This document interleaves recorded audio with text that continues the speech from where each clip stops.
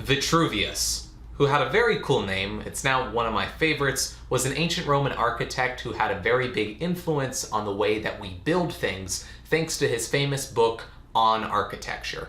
You've certainly seen this illustration by Leonardo da Vinci, but you might not know that it's called the Vitruvian Man, and it's based on human proportions described by Vitruvius in his book.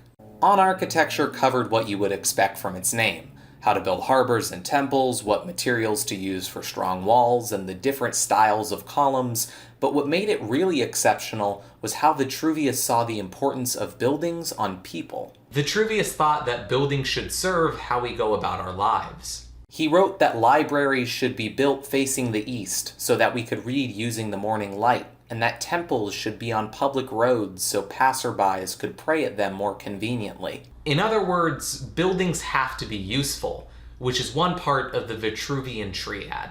Vitruvius wrote that all structures should be three things: useful, stable, and beautiful.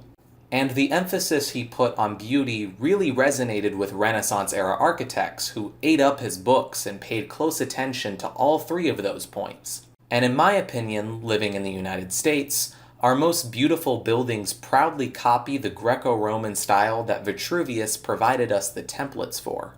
But sometimes I see our endless strip malls and gray square schools and think to myself that a lot of modern structures lack any beauty. If a building isn't beautiful, it affects our moods, and if it's not useful in terms of its design, it can make our lives harder. I'm no architect or city planner, but I do know what I find beautiful and useful and try to surround myself in it. Creating a living space to my standard of beauty does make me happier, and I hope that's the same for you. So thank you, Vitruvius.